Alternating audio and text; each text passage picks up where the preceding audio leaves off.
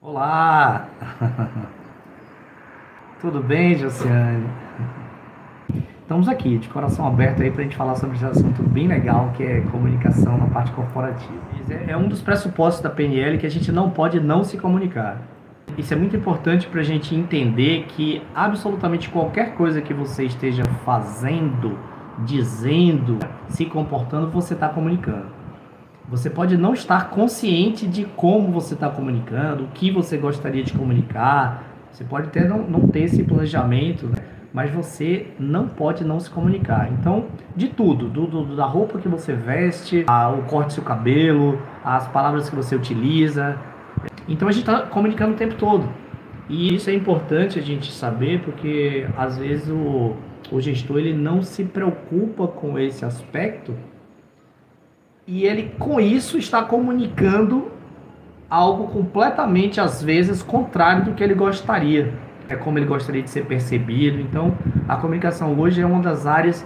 Aliás, José, é uma coisa interessante, né? A gente, na Ikigai Brasil, a gente presta consultoria para grandes empresas no Brasil, a gente viaja muito, treinamento, enfim, o Brasil todo.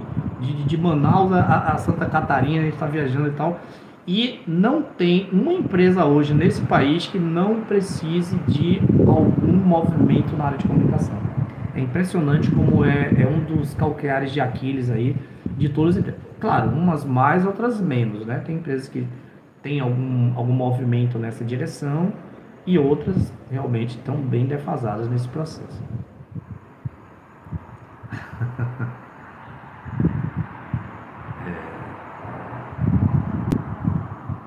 O que a gente chama também da rádio peão.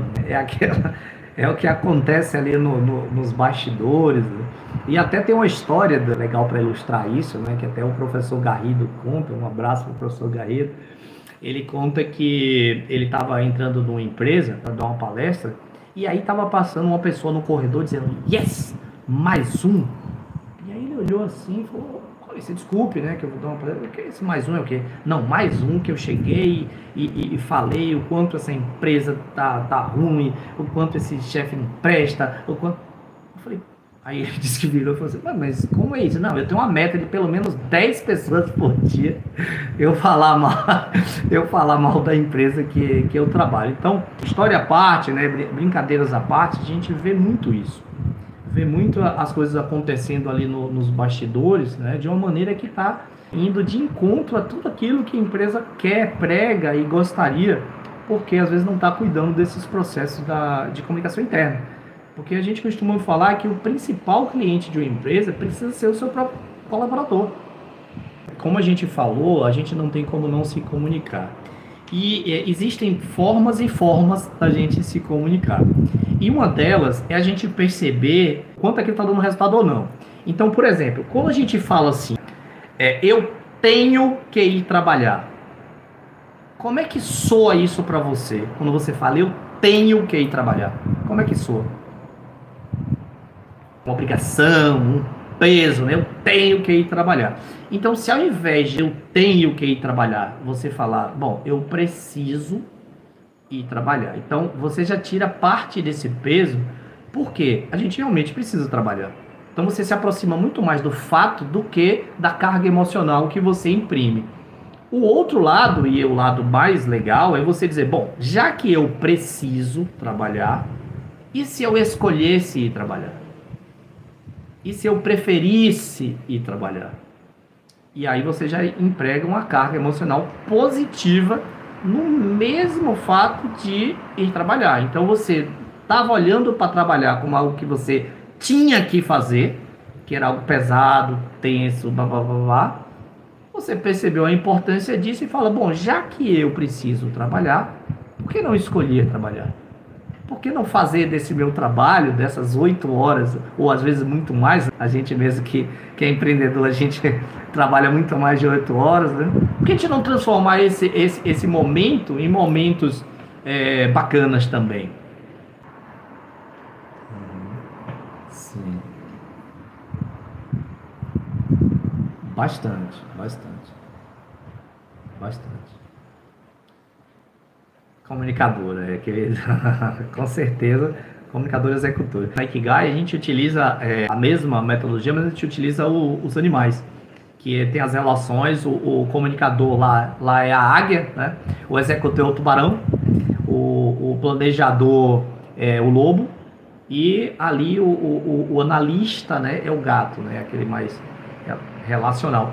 Isso é bacana, você entender o perfil comportamental do outro, até porque na hora, como a professora Ira falou em feedback, na hora que você vai dar um feedback, quanto mais você conhecer sobre o outro, melhor vai ser esse feedback.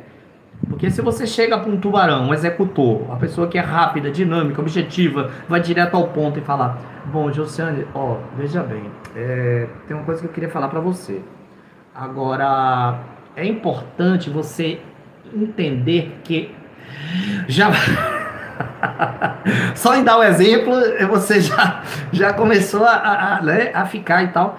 Pô, se você está lidando com um tubarão, você vai direto ao ponto, objetivo. Você tem um feedback para te dar, suas metas não foram exatamente aquelas metas que a gente gostaria que você tivesse batido. No entanto, eu sei que tanto que você é competente, que você gosta de desafios, eu tenho certeza que você tem toda a capacidade para bater essas metas nesse mês. Tubarão, comunicou, já desafiou ele, já colocou ele ali, ele já deu aquela respirada, já sentiu aquele gol de sangue na boca e já partiu para se recuperar. Tem um outro pressuposto muito legal da PNL que fala: acolha a pessoa, trate o comportamento. Então, uma coisa muito importante é a gente não se direcionar à pessoa, e sim ao cargo, ao trabalho, ao desempenho específico, à planilha que não foi feita. Então, por exemplo, eu vejo... Como? Desculpe aqui. Sim. A atividade, exatamente, a atividade, ao processo. Então, assim, olha que diferença. Você chega para uma pessoa e fala assim: Josiane, você realmente agiu muito mal porque você se mostrou uma pessoa incompetente por você não ter me entregue aquela planilha. Putz, você veio de foice martelo para cima da pessoa, Josiane. Então, quando você faz isso, você ativa justamente o que? Nossa amígdala cerebelar. A gente é colocado num ponto de fuga, luta ou esquiva. Porque quando você se sente atacado, você utiliza o seu cérebro mais primitivo, mais emocional. Você utiliza aquele seu cérebro de reagir. Então, se eu te acuei num canto, a primeira coisa que você faz é reagir de maneira inconsciente. Aí você vai lutar, fugir ou congelar. Então, muitas vezes, aquela pessoa que trava, né, da tela azul na frente do chefe quando está tomando uma bronca, aquela pessoa que começa a se defender: não, mas sabe o que eu não fiz a família? Porque foi fulano, porque foi ciclano. Aí começa a dar 300 mil desculpas, se defendendo, ou parte para ataque. Eu não fiz porque você não me passou as informações direito, essa empresa nada presta, e aí você parte para o ataque. Então, quando você vai, né, você pula a pessoa e você vai ali para a função, fala assim: Josiane, eu queria te perguntar sobre aquele relatório que você entregou. O que você achou daquele relatório? Primeiro que a primeira coisa que eu fiz foi, em vez de falar, eu te perguntei. Então eu te dou a oportunidade de falar a respeito daquilo. Então a gente já se sente, nesse momento eu falo: caramba, eu vou ser escutado, eu vou ser ouvida. E quando a gente é escutado, quando a gente é ouvido, a gente se sente pertencendo. A gente se sente com certa importância ali naquele momento. E aí você vai falar a respeito. E aí, muitas vezes, você mesmo vai me dar todos os elementos que às vezes eu não preciso nem falar nada com você. Você fala: não, Pedro, sabe o que aconteceu? Eu realmente podia ter entregado no prazo, mas aconteceu isso, e daqui papapá, aconteceu papapá, e você vai colocar tudo ali para fora. E de repente você vai estar me dando a oportunidade, eu como um líder que escuto, de perceber até mesmo qual foi o meu papel e você não ter entregue relatório.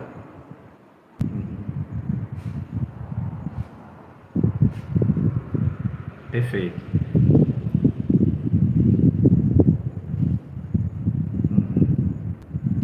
Exato. E aí você traz um ponto muito importante, que é a falta de clareza, né? Então, se você não tem clareza nos seus procedimentos, vira um ambiente dúbio, um ambiente de mil interpretações. Cada um interpreta da sua própria maneira. Então, a gente, inclusive na Ikigai Brasil, a gente faz um trabalho bem legal em relação à clarificação de propósitos e valores. Porque muitas empresas não têm isso bem definidas. Então, muitas vezes a gente tem até um case super interessante, né, do meu amigo Luiz França, está até lançando um livro maravilhoso. Ele liderou um case maravilhoso na Corsa, né, uma empresa que as pessoas realmente tinham um índice de rotatividade alta, absenteísmo, tudo que você pode imaginar de dados ruins da empresa. E ele liderou esse processo de trazer essa empresa até uma das melhores empresas para se trabalhar.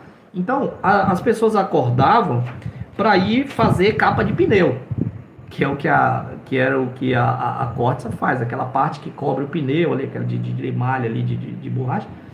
E as pessoas hoje trabalham numa empresa que levam e trazem pessoas de segurança para sua casa. Aí eu te pergunto, qual empresa você preferiria trabalhar? Uma empresa que você contribui para levar e trazer pessoas de segurança para suas casas, para seus trabalhos, para sua escola? Ou numa empresa que fabrica capa de pneu? Então, quando você começa a perceber o seu propósito, quando você começa a perceber a razão pela qual você acorda todos os dias pelas manhãs, né, que é seu Ikigai, aí você começa a ver, enxergar o seu trabalho de uma maneira diferente. Porque você começou a perceber um propósito. O que é que você faz? Varra o chão. O que é que você faz? Poxa, eu contribuo para deixar o ambiente limpo, organizado, para que as pessoas trabalhem melhor, para que diminua, inclusive, a possibilidade de doença, Putz, cara, sabe? Então você vai, bota a sua fardinha, você coloca seu aventalzinho, se agita e tal, e vai. O que você faz? Eu acordo para fazer sempre o café mais maravilhoso e deixar o dia das pessoas muito mais dinâmico, energizado. Então, quando a gente clarifica o propósito das empresas, as empresas começam a perceber uma outra empresa que mudou a partir do seu olhar. Sim, sim. É isso mesmo, Júlio.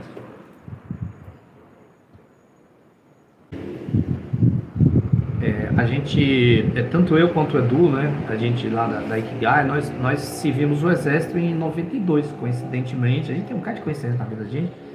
E a gente tem uma expressão no exército interessante que fala assim, a tropa é espelho do guia. Né? É muito usado. Então a tropa é espelho do guia. Se você tem um guia mocorongo, a tropa é uma tropa mocoronga.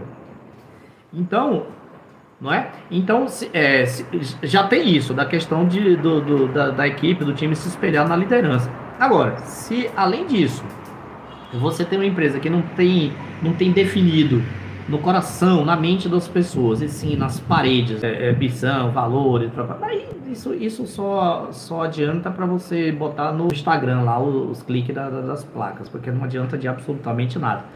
O importante é você realmente praticar, tanto que a parte muito importante da consultoria de propósitos e valores é quando a gente pega, além do propósito e valores, a gente traduz em ações de ecologia e sustentabilidade ao longo do dia a dia, tal, da empresa. Então, assim, um valor para minha empresa é transparência. Ok, e como é que você no dia a dia aplica essa transparência?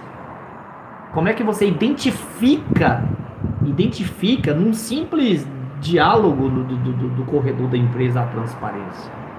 Puxa, você ontem não te vi de manhã e tal. Puxa, realmente eu atrasei. Só cheguei às 8h30. Transparência nos pequenos diálogos, né, no dia a dia. Aí você percebe que teve aderência, que os valores estão sendo praticados realmente, né?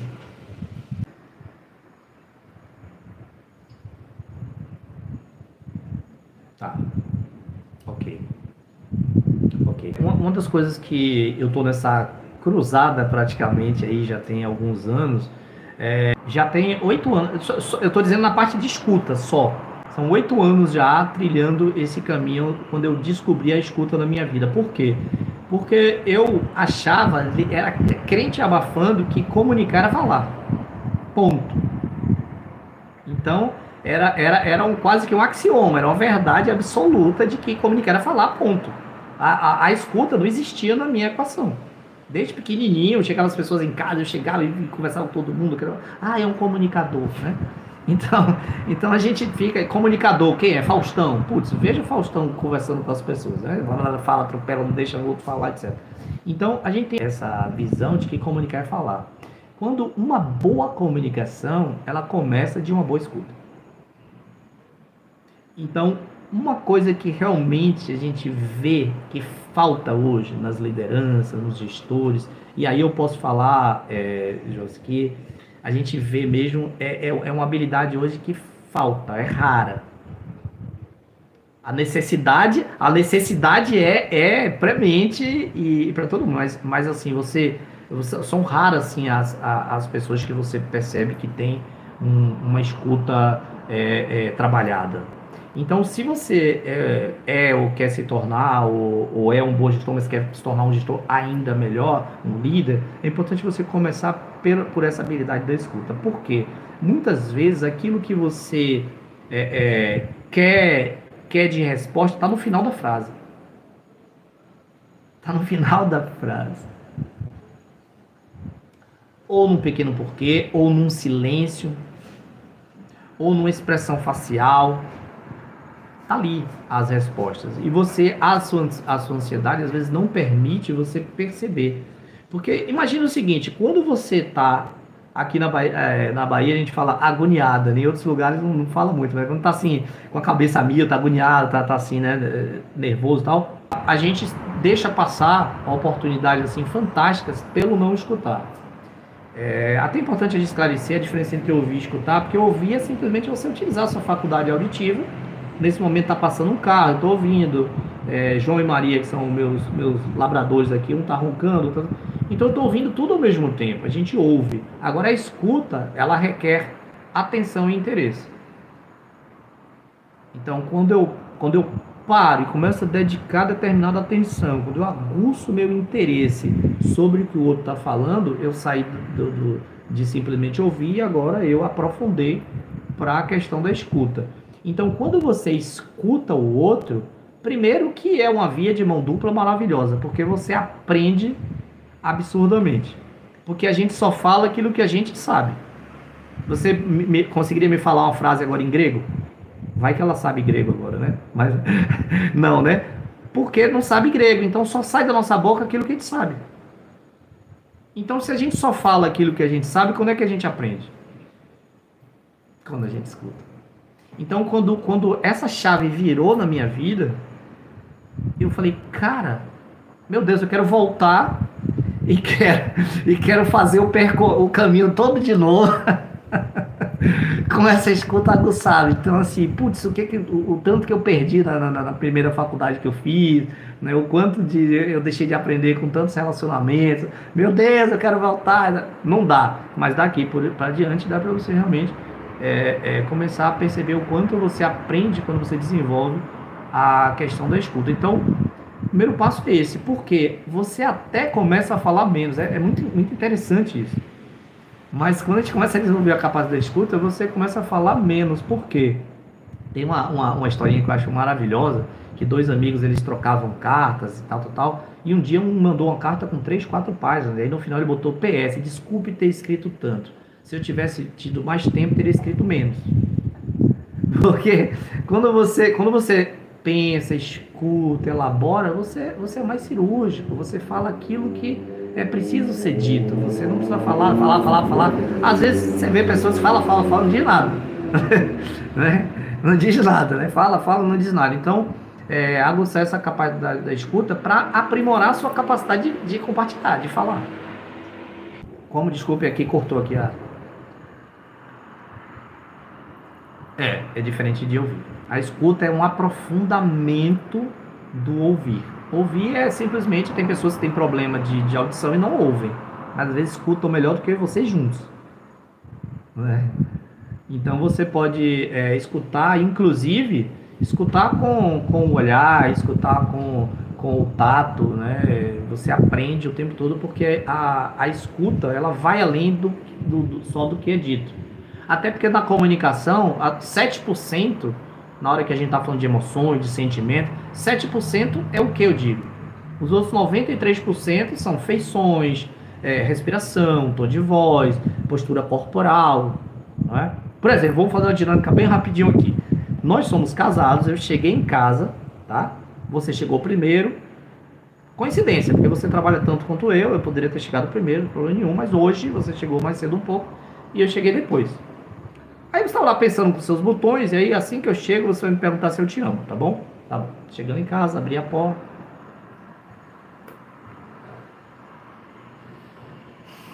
Amo.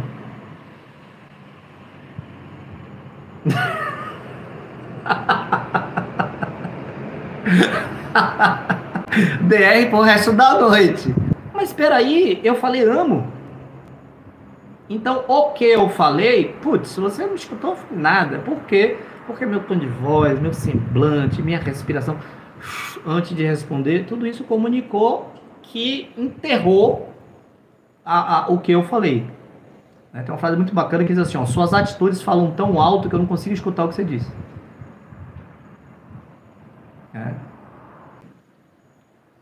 O tempo todo, o tempo todo, o tempo todo. Sim, sim, sim. O que eu estou comunicando, como eu estou comunicando. Se eu, assim, tem uma área de estudo, né, que eu venho desenvolvendo há alguns anos, que hoje a escuta faz parte desse processo, né, que é a metacomunicação, que ela envolve o auscultar, que é o você se escutar, ou seja, é o que eu chamo de ler os balõezinhos.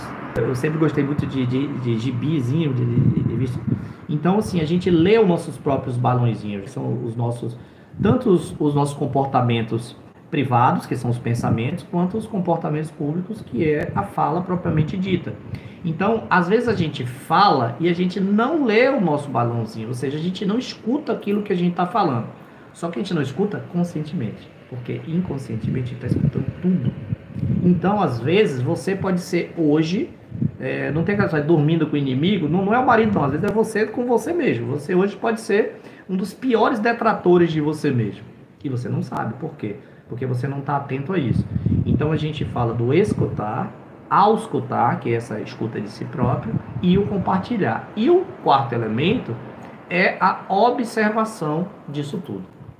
Porque numa comunicação a gente tem o emissor, eu agora estou falando, eu estou no papel de emissor. Você nesse momento está no papel de receptora, porque está aí escutando. Só que isso alterna durante a comunicação.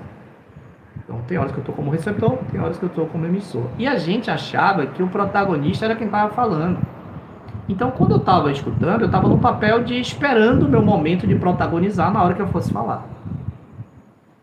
Então, esse é o ponto que eu trabalho há alguns anos, de que nós podemos ser, até deveríamos, ser protagonistas em qualquer um dos papéis da comunicação. Então, eu posso protagonizar na hora que eu estou escutando, e você pode protagonizar na hora que está falando, e vice-versa. Ou seja, eu praticar uma escuta realmente ativa, uma escuta realmente como protagonista. Então, quando eu estou escutando, eu procuro ser o melhor escutador que eu posso ser. Quando eu estou falando, eu procuro ser o melhor falador que eu posso ser.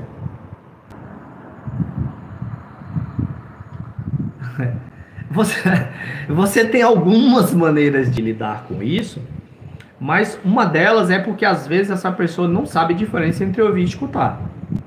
Com certeza ela vai estar ouvindo, porque a não ser que ela tenha problema de audição, ela vai estar ouvindo. Mas, primeiro que existe um mito da multitarefa, que a gente pode fazer várias coisas ao mesmo tempo. Balela, o que a gente faz é alternar entre tarefas. Então, a gente faz uma alternância entre. Por exemplo, eu estou lá cozinhando e também estou falando no telefone e tal, e aí você fica alternando entre uma coisa e outra, tá? Então, com coisas, até a gente consegue dar esse jeitinho. Com pessoas, não. Então, para você realmente escutar, você precisa, lembra que eu falei? Atenção e interesse. Então, se eu desvio a minha atenção para outra coisa, eu corto a conexão com a escuta. Então, a sua capacidade de escuta ali é cortada, diminuída muito. Chega ao ponto que, por exemplo, a pessoa pega o celular, porque às vezes essa pessoa vira de costa e ainda pega o celular. Ou seja, você vai entregar isso aqui de protagonismo na escuta para o outro. Então, como uma técnica, você teria dezenas. Uma delas, para de falar. Só para de falar. A pessoa vai escutar aquele silêncio, vai virar. Ainda tá aí? Tô. Se não perceber, se não perceber, é uma bênção para vocês dois. Porque se ela não perceber, você vai sair, porque simplesmente aquela pessoa iria desperdiçar o seu tempo precioso de vida, que a gente não sabe quantos minutos, dias, anos, dezenas de anos a gente não tem ideia. Então você iria falar para uma pessoa que estaria entrando por um ouvido e saindo pelo outro. Então, se ela está demonstrando que não está afim de escutar o que você tem a dizer, agradeça e sai e diga, yes, vou usar meu tempo com algo de útil. Porque aquela pessoa realmente não merece seu tempo de vida ali, falando com ela. Ela não está afim ou tem outra coisa mais interessante para fazer, enfim. Então, fique tranquila que aquela pessoa está fazendo você ganhar tempo. Eu não tenho ideia quanto tempo passou. Que horas são? Eu não olhei para o relógio. Quanto? Nossa, que maravilha, hein? Isso daí é o estado de flow em atividade aqui acontecendo, que eu nem vi o tempo passar. Obrigado também, foi ótimo. Até a próxima. Tchau, pessoal. Obrigado a todos e todas.